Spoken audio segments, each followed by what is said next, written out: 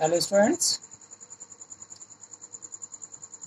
आज हम इतिहास का पहला पाठ यूरोप में राष्ट्रवाद का उदय इस पाठ के बारे में समझने की कोशिश करेंगे। जैसा कि हम जानते हैं कि राष्ट्रवाद की शुरुआत फ्रांसीसी क्रांति के साथ हुई। चूंकि राष्ट्र एक विचारधारा से प्रेरित है, इसलिए संसार में जो पहली क्रांति है वो फ्रांसीसी क्रांति है। चूंकि 19वीं शताब्दी के दौरान राष्ट्रवाद के विचारों ने यूरोप के राजनीतिक और मानसिक दुनिया में अनेक परिवर्तन किए। राष्ट्रवाद की पहली अभिव्यक्ति 1789 में फ्रांसीसी क्रांति के साथ हुई।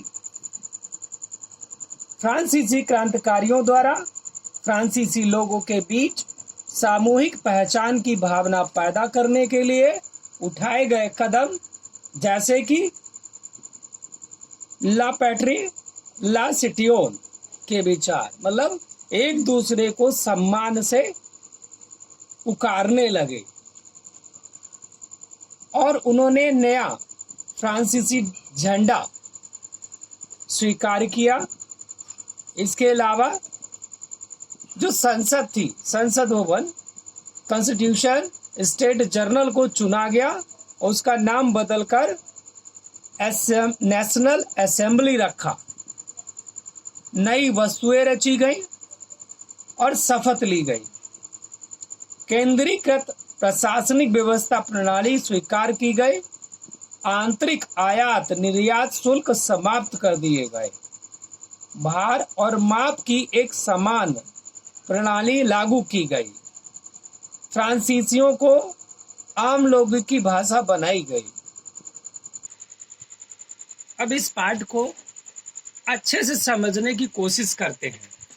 पहले हम समझेंगे कि राष्ट्रवाद है क्या।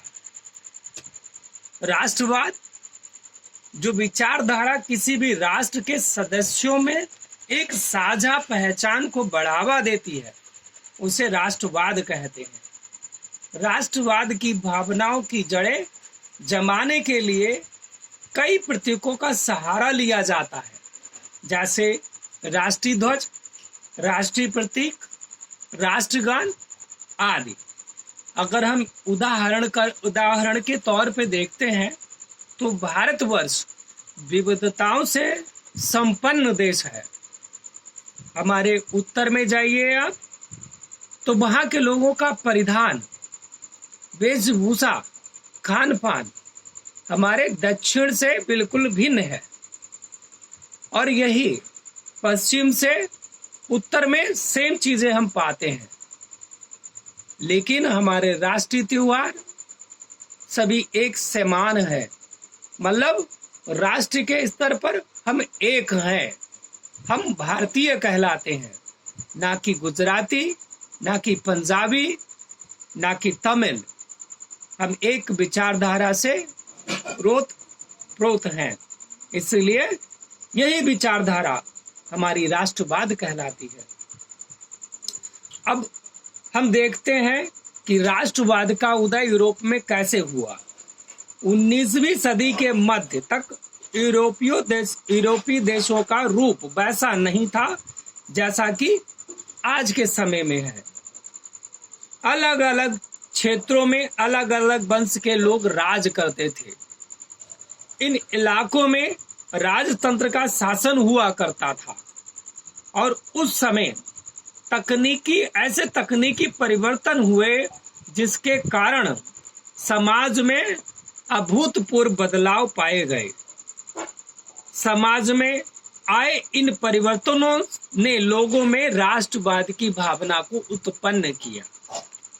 नए राष्ट्रों के निर्माण की प्रक्रिया 1789 से शुरू होने लगी फ्रांसीसी क्रांति के साथ। लेकिन किसी भी नई विचारधारा की तरह राष्ट्रवाद को भी अपनी जड़ जमाने में लगभग एक सदी मतलब 100 वर्ष लग गए। इस लंबी प्रक्रिया के अंतिम चरण में फ्रांस का एक प्रजातांत्रिक देश के रूप में गठन हुआ। उसके बाद यह सिलसिला यूरोप के कई अन्य देशों में भी चलने लगा, जो कि निकटवर्ती समवर्ती राष्ट्र थे। 20वीं सदी के शुरुआत आते आते विश्व के कई हिस्सों में आधुनिक प्रजातंत्र की स्थापना हुई। जैसा कि अभी हमने बताया कि राष्ट्रवाद की शुरुआत फ्रांसीसी क्रांति के साथ हुई, तो हम ये जानने की कोशिश करेंगे फ्रांसीसी क्रांति के बारे में, जैसा कि हम कक्षा 9th में पहले ही क्लास 9th में पहले ही पढ़ चुके हैं। राष्ट्रवाद की पहली अभिव्यक्ति फ्रांस से हुई और फ्रांसीसी क्रांति ने फ्रांस की राजनीति और संविधान में कई बदलाव किए।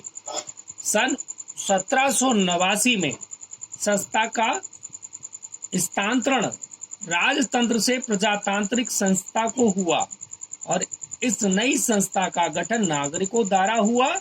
उस नई शुरुआत से ऐसा माना जाने लगा कि फ्रांस के लोग आगे से अपने देश का भविष्य स्वयं तय करेंगे।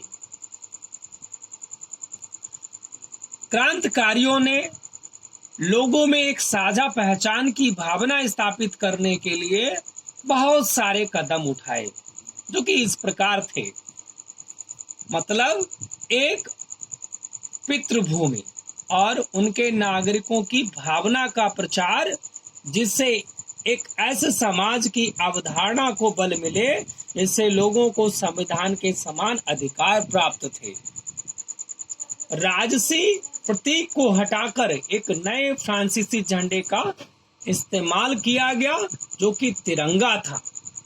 स्टेट जनरल की सक्रिय नागरिकों द्वारा चुना गया और उसका नाम बदलकर नेशनल असेंबली कर लिया गया। राष्ट्र के नाम पर नई स्तुति गीत बनाए गए और शपथ ली गई। शहीदों को नमन किया गया। एक केंद्रीय प्रशासनिक व्यवस्था बनाई गई, जिसने सभी नागरिकों के लिए एक जैसे नियम बनाए। फ्रांस के भूभाग में प्रचलित कस्टम ड्यूटी को समाप्त कर दिया गया। भार और मापन की एक मानक पद्धति बनाई गई।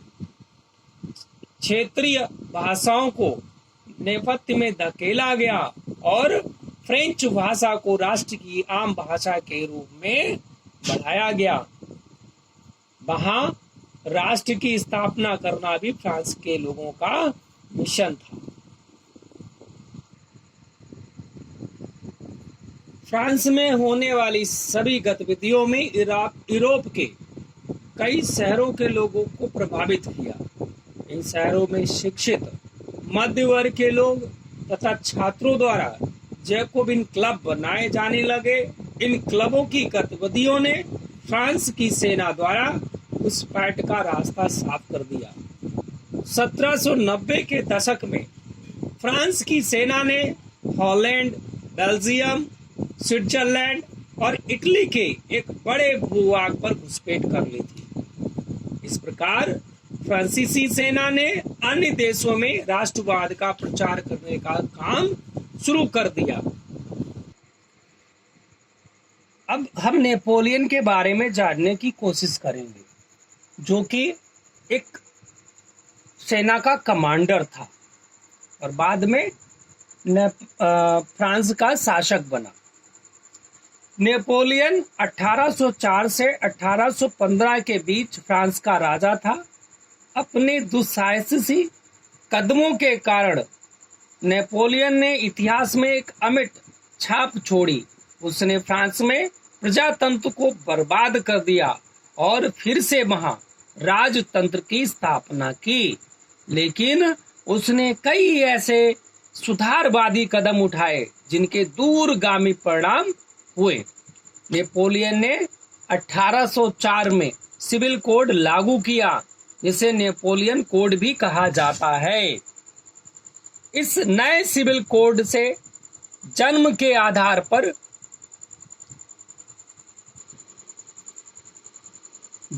आधार पर मिलने वाली हर सुविधा समाप्त हो गई। हर नागरिक को समान दर्जा मिला और संपत्ति के अधिकार को पुख्ता किया गया। नेपोलियन ने फ्रांस की तरह अपने नियंत्रण वाले हर इलाके में प्रशासनिक सुधार को अंजाम दिया। उसने सामंत व्यवस्था को समाप्त कर दिया, जिससे किसानों को दास्ता और जागीर को दिए जाने वाले शुल्कों से आजादी मिल गई। शहरों में प्रचलित शिल्प मंडलियों द्वारा लगाई गई पाबंदियों को भी समाप्त कर दिया। यातायात और संचार के साधनों में सुधार किए गए। नेपोलियन की इस व्यवस्था से जनता पर इसका क्या प्रभाव पड़ा, जानने की कोशिश करेंगे। एक समान कानून और मानक मापन पद्धति और एक साझा मुद्रा से व्यवसाय में होने वाले लाभ की समझ आम आदमी को आ गई थी। इसलिए इस नई आजादी का किसानों, कारीगरों और मजदूरों ने खुलकर स्वागत किया, जैसा कि हम इस पिक्चर में देख रहे हैं। लेकिन जो इलाके फ्रांस के कब्जे में थे, वहां के लोगों की फ्रांसीसी शासन के बारे में मिली-जुली प्रतिक्रिया थी।